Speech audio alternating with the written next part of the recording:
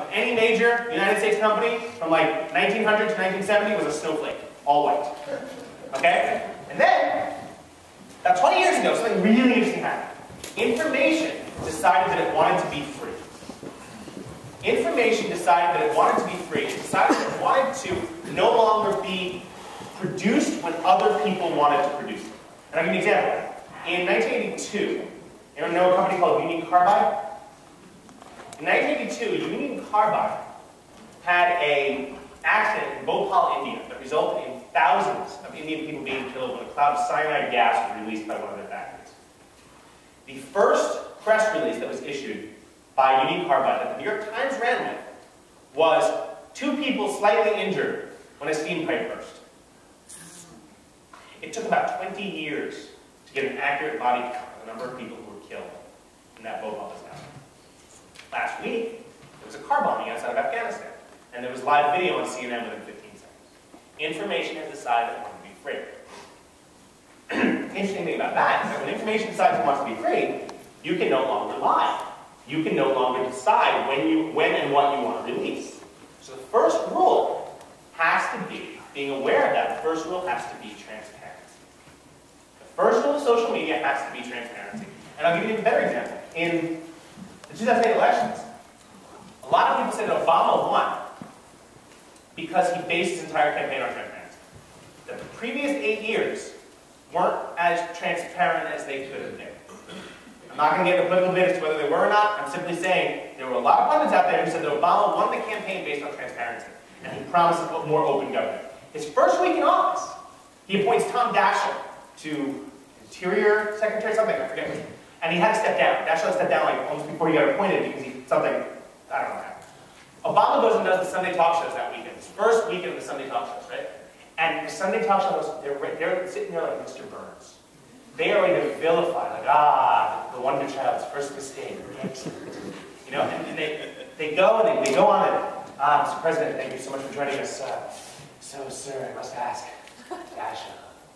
And they literally, when you watch the spice come out of their hand, like the red eyes, and Obama just looks at from the camera and says, yeah, screwed up. And then you watch all these production assistants running around back on the stage with their asses on fire because they had 29 minutes and 45 seconds to fill dead air. Obama was transparent and he shut the conversation down. So then you have the anchor, right? Well, yes, I guess it was a screw up and we'll be right back. And they cut to commercial. They come back about like, 3 minutes later, and Mr. Burns has now turned into Mr. Smithers. Okay, so this hard-hitting anchor, right? Who's going to take down the president. Sitting there, so, welcome back, Mr. Obama. Are the children adjusting to life in the really big house? have you gotten the puppy?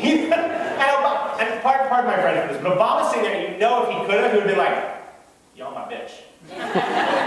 He shut the conversation down. Transparency will shut down any problem you're having. You must be transparent.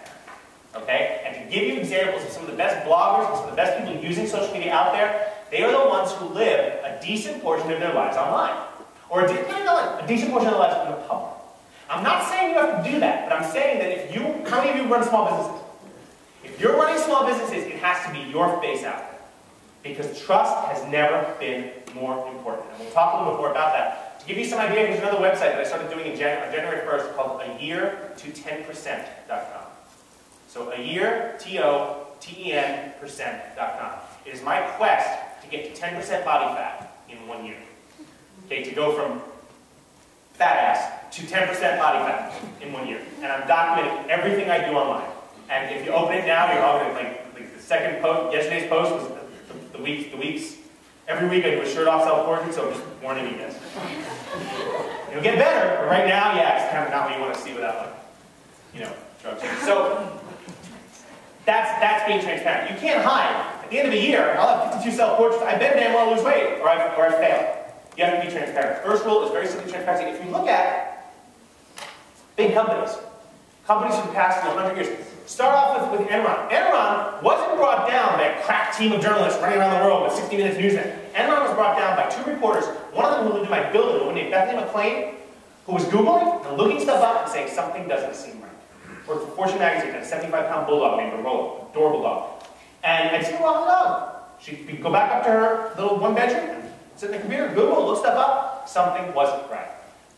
Fall of Enron, led to Tyco, WorldCom, MCI.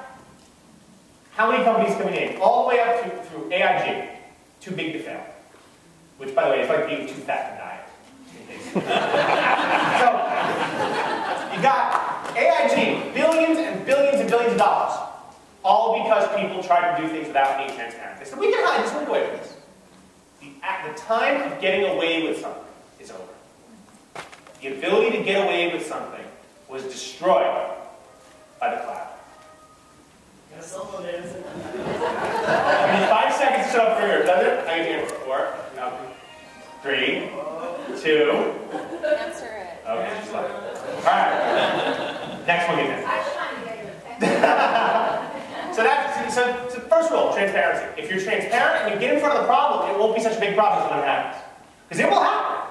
And it's no longer a question of when the information, it's no longer a question of if your indiscretions are going to get leaked, it's a question of when. Okay, I do some work for a government body in this country. That's it, my turn. Here, give me, I'll take care of it. Make sure it goes up.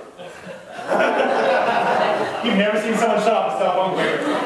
She's about to break it in half. So, I do some work for the government body.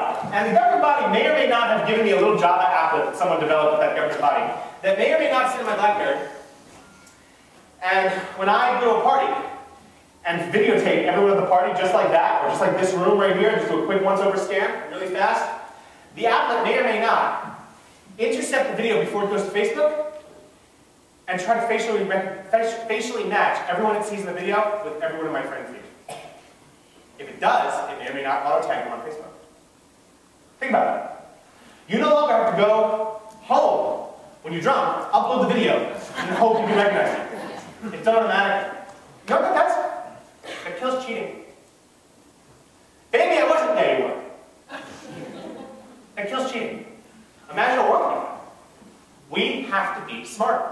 Transparency means we have to work a lot harder to try and hide things. We have to work a lot harder to lie. And quite frankly, I'm lazy. I don't want to work so hard to lie. It's just easier to tell the truth. Get in front of the problem and be honest with your audience. When it becomes a problem, it won't be that big of a problem. First rule is transparency. Second rule is very simple. How many of you got your news this morning from a newspaper? I did. I said, this is not a newspaper to die in. I'm just curious. How many newspapers? And raise your hand. TV. CNN. Anyone watch The Early Show?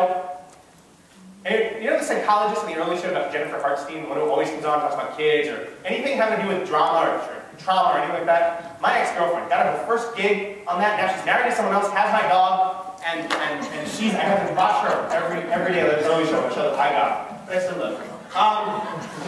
He's a joint dog. He's a Labradoodle, Labrador Poodle mix. He's adorable. Yeah, you don't call him a Labradoodle in New York, so they'll get your ass kicked. But you call him a Labrador Poodle mix. Adorable dog. Anyway, so you got Today's Show, you got The Early Show. Who watches TV? Get the info in the morning? Okay.